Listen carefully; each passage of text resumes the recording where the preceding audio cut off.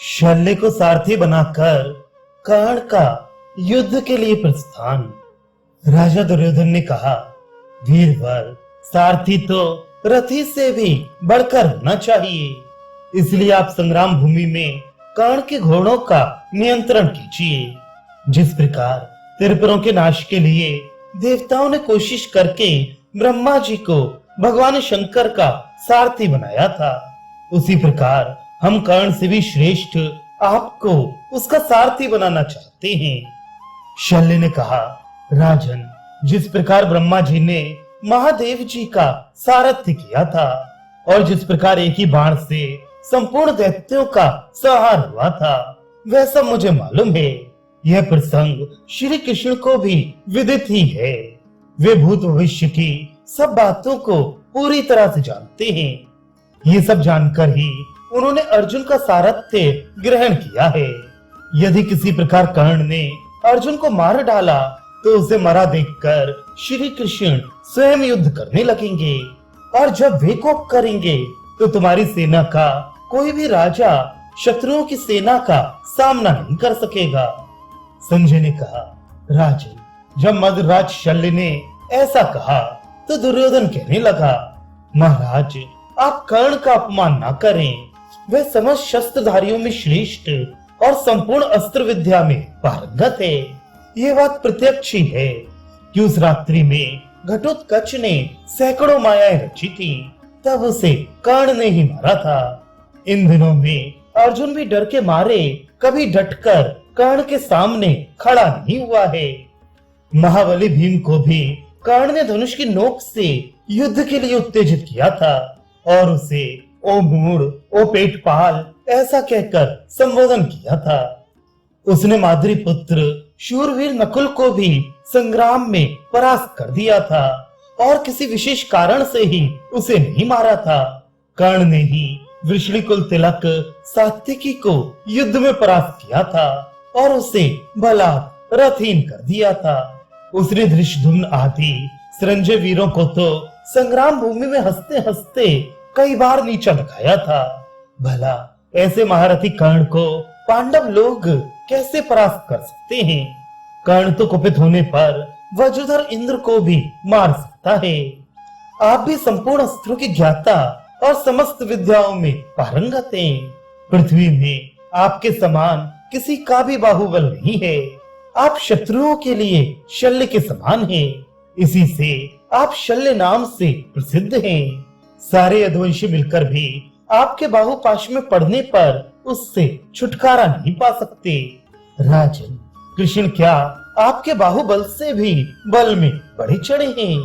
जिस प्रकार अर्जुन के मारे जाने पर श्री कृष्ण पांडव सेना की रक्षा करेंगे, उसी प्रकार यदि कर्ण मारा गया तो आपको हमारी विशाल वाहिनी की रक्षा करनी होगी।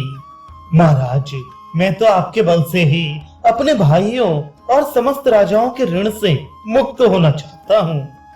कर्ण ने कहा, मदराज, जिस प्रकार ब्रह्मा जी भगवान शंकर के और श्री कृष्ण अर्जुन के सारथी बनकर उनका हित करते रहते हैं, उसी प्रकार आप सर्वदा हमारे हित में तत्पर रहें। शल्य बोले, अपनी या दूसरे की निंदा अथवा स्तुति करना श्रेष्ठ पुरुषों का काम नहीं है। तो भी तुम्हारे विश्वास के लिए मैं अपने विषय में जो प्रशंसा की बातें कहता हूँ वह सुनो। मैं सावधानी से घोड़ों को हाँकने, उनके गुण दोषों को जानने तथा उनकी चिकित्सा करने में इंद्र के सारथी मातली के समान हूँ। अतः तुम चिंता न करो। अर्जुन के साथ युद्ध करते समय मैं तुम्हारा रथ हाँकूंगा। दुर्योधन ने कहा, कर्ण, महाराज शल्य श्री कृष्ण से भी बड़े सारथी हैं। अब ये तुम्हारा सारथ्य करेंगे। मातली जैसे इंद्र के रथ को हाँकता है, उसी प्रकार ये तुम्हारे रथ के घोड़ों को हाँकेंगे। अब तुम निसंदेह पांडवों को नीचा दिखा सकोगे। राजन, तब कर्ण ने प्रसन्न होकर अपने सारथी से कहा, सूत, तुम फौरन मेरा रथ तैयार करके लाओ। सारथी ने कर्ण के विजयी रथ को विधिवत सजाकर महाराज की जय हो ऐसा कहकर निवेदन किया। कर्ण ने शास्त्र विधि से उस श्रेष्ठ रथ का पूजन किया और उसकी परिक्रमा करके सूर्यदेव की स्तुति की। फिर उसने पास ही खड़े हुए मद्रराज से कहा, राजन रथ पर बैठिए। महातेजस्वी शल्य रथ के अग्रभाग पर बैठे। इसके बाद कर्ण भी उस पर सवार हुआ। उस समय वहां दोनों तेजस्वी वीरों का स्तुति गान हो रहा था। महाराज शल्य ने घोड़ों की रासें संभाली और कर्ण रथ पर बैठकर धनुष की टंकार करने लगा। तब दुर्योधन ने कर्ण से कहा, वीरवर, मैं समझता था कि महारथी भीष्म और द्रोण अर्जुन और भीमसेन को मार डालेंगे, किंतु वे इस कर्म को नहीं कर सके। अब तुम या तो धर्मराज को कैद कर लो या अर्जुन, भीमसेन और नकुल सहदेव को मार डालो। अच्छा, तुम युद्ध के लिए प्रस्थान करो। तुम्हारी जय हो, कल्याण हो। तुम पांडु पुत्रों की सारी सेना को भस्म कर दो। कर्ण ने दुर्योधन की बात स्वीकार करके राजा शल्य से कहा, महाबाहो, घोड़ों को बढ़ाइए जिससे कि मैं अर्जुन, भीम, नकुल सहदेव और युधिष्ठिर को मार सकूं। आज पांडवों के नाश और दुर्योधन की विजय के लिए मैं हजारों तीखे बाण छोड़ूंगा।